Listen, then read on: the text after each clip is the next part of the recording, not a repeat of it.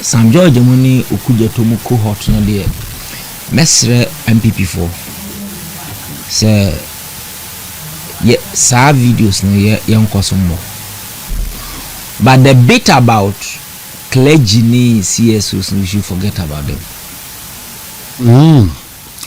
We should forget about them. We know they are NDC people. Yeah, but Dr. Lawrence stated they are never neutral. At this point, don't expect themselves to condemn me. John Mahama Bibi Obey to favor you. It will not happen. Oh, Dr. Sanso condemn you see, Dr. Lawrence stated your kind. Whatever they did, they didn't do it because they were neutrals and they had the nation at heart. It was purely political motive. Mischief and an way. Hiding behind neutrality, hiding behind clergy, hiding behind CSOs. And the yes, Mesre and MPP communicators near the Sankophone. We shouldn't call on them to condemn. We can only play back what they said. Let's leave it for the Ghanaian to make the judgment. I am telling you, you will never get them. But doctor, we hold them in high esteem. High esteem. Religious leaders. Well, I mean, so you are trying to be mischievous. Yes, but the point is that these people are not neutrals. They are NDC. And them hatches agenda. Now they have won. Assemblies suffer penny. Mahama 1 no nye board director ewo prison service. Mahama 2 migration but you na director assemblies when gamos one they course when assemblies of God until omonti. Are you saying senti omonti no the board so ye director? Then in your time I say we are calling on them to come and condemn what? No. We should only play their voices, their videos and speak to it. But we shouldn't waste our energy and time say yeah calling on them what they did during our time. They will not do it. They will not do it. CSOs no. Say Stephen Mantia. So you are on Facebook post now. Shock you. I'm in shock you. And when I say all those people and someone who can here in the past, don't expect them to do same now because they are all NDC.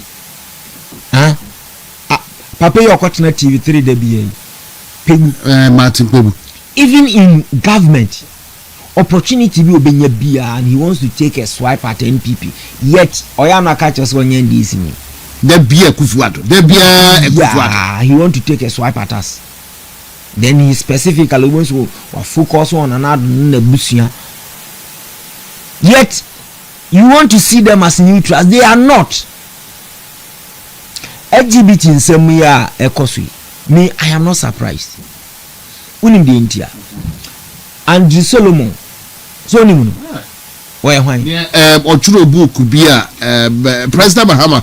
You know, Solomon. Gay community, no, the whole world. One of the people I can say homosexuality, gay group now. Why you are leading member or say you are founder or musikaye institutions, new organizations, champions, man or sponsor woman. The first time about Ghana.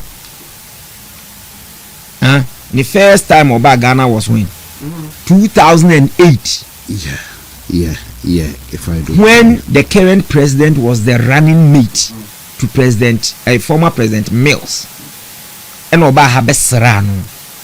Pictures a call round, sir. On an etna and passonia dia no mutua pictures ne sanioma e ba ya bedruye. Do you expect say Wabeye president he will speak against it and obey act against Sadio? keke you see ade ba ko a oman ni nyina na ye ka kire o mo say you see the point is me in position and it is clear obi ani sa LGBTQ no. And this one, I said it when we were in government, and I want to still maintain the same position. Okofa me video via me call other stations. I still want to maintain that for consistency sake. Me say, Kiki, we don't need emra. Say codified law. Say I try to her say ni. Let's allow our traditions and culture and norms to deal with it. Why not so ye bema?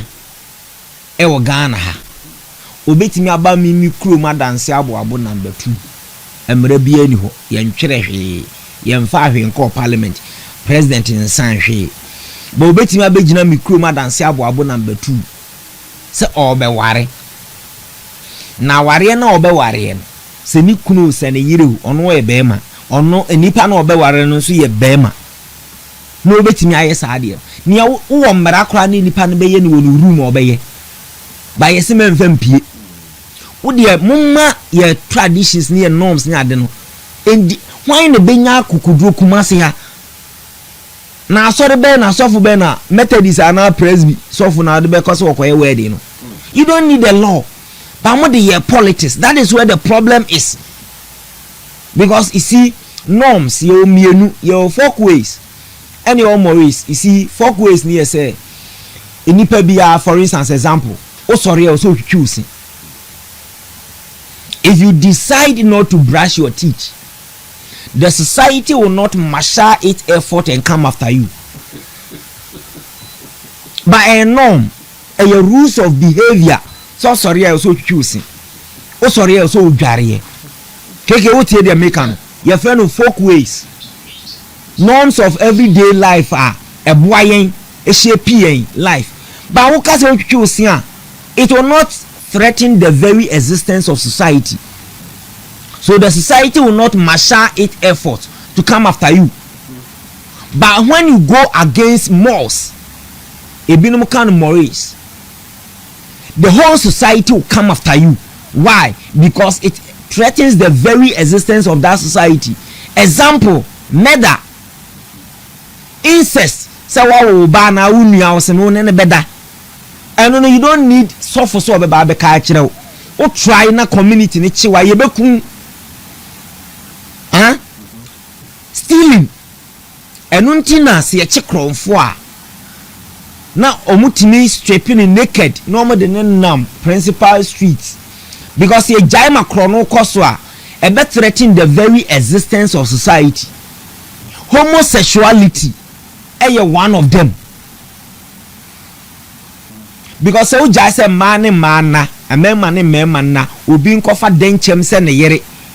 That is the queer for no otimi soriano power say enne menye nipa bi o me ye knaman mon frɛ me knaman mun jama ye laws in the society tradition in dealing with these people. Bra mikro mbe kan kire wo ma me say me kɔware denchem na ma me no nkɔbɔ nana amane na mrantie wo krom honte na sade be kyewa. What I say, because keke me emran men kan ye ba bibia metiti wo mu say yesese obi yes now chino kra ye say you finding it guilty a o komu say mfie say mienso o say keke ubesi prison amano amo mo nko akotena ho ana asese keke o tin komo na say ubesi prison amo no nko ase won kotena ho ana na enfie miensa pe. It is not punitive enough. Me de menye lawyer, but me common sense kire me say sa enioma na hihiem say ye no kore dia enye punitive enough. But ni aba ama ye kan bie a politicization of this whole issue. En ka asem bie ni ho. But they set an agenda for the government because now 137 sometimes you and 137 138 and almost set the agenda and almost sponsor bill no just to set the government up because oye ho hwea enye and na oka say won pass ya hey when you asem So they set the government up. And a politics. So the lives of some George Mubeye, in the minds and the eyes of some people, they are the heroes, the people who were righteous. And they protected the values and the culture of our society. And we pushing it through. And we be the core court. And the Nyanko drew presidency. Will be the court. The president being lawyer or being a lawyer. He decided so be change. Na court processes ni nyina ayedai abawiye nti ebeduru ho no mo no say if indeed he has to sign, he will sign. On number of occasions president ejina different platforms so aka say enyo no na pen so ena obi kwaji bibia atum enyo mo kan nyina still NDC was oboa. So what I say, yeah. President Mahama share asofo awoka na nadu nko akoshi asofo no ka asofo no so boa sign ade no so yen mra ya gi atumu say asem wo court aye twen ma court ye dey ebu awie yet omode ye politics wo man musa na nkofo kan we no kan we to the extent say Minister of Communication Ekoka say Oma president says 7 days some days wa mu wini no he will not have any peace. Yeah. Or he will not know no peace. Our country how be man aso aye hye. Akosi say anything I make us say the so-called neutrals now we should forget about them because they are never neutrals. We should see them as part of NDC. Now you dealing with them and you dealing with them as NDC but not neutrals. What I say, people hide behind neutrality to spew political garbage. Or yet party we pabe offer. Now then a party now supporting a papa. Offer see they will be associated with a political party. What I say, and no more pushia na bedru sabre ya bedru. Nankani papa mua. So now say the opponent in this one yet. Yeah. Now the old bar obey. Fine. When you're 1 year. All the bills are opesa or pass here said all kind and a certificate of emergency now we're pushing it through. Near also who repeal it. Now within the 1 year we'll repeal it. What has come off? Sir, proper human and sexual a lawyer for more terms. I don't want to worry myself over it. What I say, I'm gonna warm term on betting I can sequentially. I'm gonna see so yeah the year to 2 broom, but here chere adwene. Afa die e koba ya Lincoln University so mo bebo na baso ama no honorary PhD. And almost say LGBTQ nsense mo koso o man ni mu agitations ni ade na omonti ni position na it appears say he is not in support of LGBTQ ni o man jene sa ade abaso body no omomfa ma no tio that is the crack of the matter. University bia me ma me mo amutie mi asem ni nyina ni university bi wa America memu Lincoln University e wa ma no ne e no mo say omo pese omo bo president Mahama abaso e na o mate say Ghana hayen so LGBTQ nsam so na president Mahama pe position no o she bo se oba obehye mra na obesan nanka abane whatever enti they say nanam saa eboshe na o share ye nunti omuhu ni say enya ade a obema kwan ma saa ade na akoso enti eni abaso body no award ne doctoral we no omode ma no nyina no omaje omade omomfa ma ni bi onti program no ma dey oma cancel oma suspend it. Senior Beya international community ni be hunu say adwene omo wo efa ne ho say wo support enti saa nti na ne e wo say openly oka bibi ne confirm say abo eno de me de politics keke na se mo won nkofo sika bi amode be sponsor nkofo ene emmoa bi amode be boa wo mo a mu betimi de abeboa wo mo na me de saa de ne kra nya me priority case close e ho na asem ni gina enye yen no odwene ye ho ena nyi obi right a international community because of Lincoln University decision omuteki here was a 2 weeks crama and a president abeka asem we until now the international community na hunu say hey Ghana there space wa ye betimi identify nkofo bi disika akose wo mo achi amamo push sa agenda no because we see enya no ne hia no and so now you don't be surprised say very soon you will hear people in academia with academic achievement and titles our mo best starting but I like that too ebi adodo na like you say international community naka entom kan yeso obeyina no but indirectly don't make us before so enti de mo pa bia mo mbeye Lincoln but you can say ade no de hu nse dan hia yesa de mo pa bia ye lose that is it opa benye and one Lincoln University for no suspend the plan award nessa honorary degree PhD we no yes o mo de be man no o ma suspend say o mo susu say ono na adwene mu no o ma kwan ma sa ne o ma ne nkoso because sa no kan opposition o bai o mo ntehwe nje ne sa de a sa program no kroma eden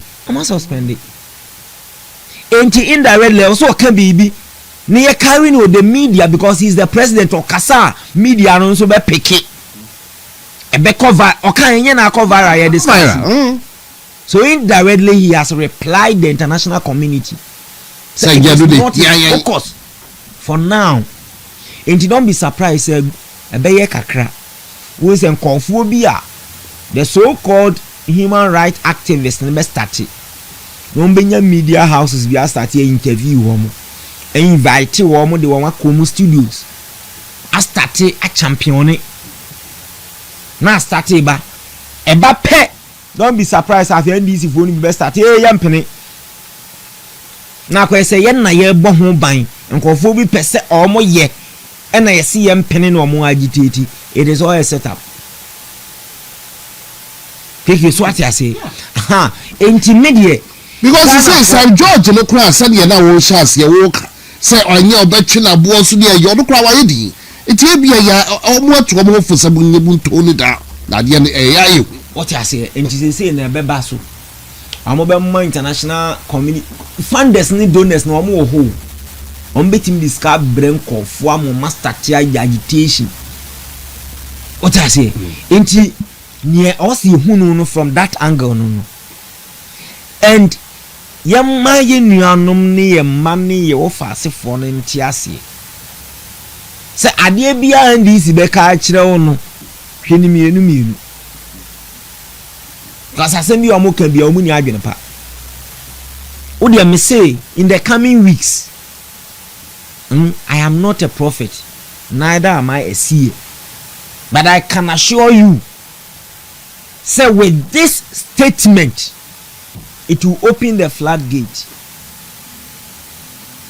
for people to begin to make these commentaries. Na I think of us starting now. Yes, started discussion ibio. Yes, started discussion ibio. Until benya professors ni ade omo be started abebe ba studio nkonfo studios abeki ka champion some human rights stuff. Keke nia konko ho no de me si me nigidie bia wo obia mu say NDC mu so mbetimi ba me position ni say and I want to reiterate it. Okay. Mumma kwan na your traditions ni yen hold on nan yen safeguard some of these things because say be your politics say the NDC for their politics here you will lose the fight. But Dr. Enoch Owahede a champion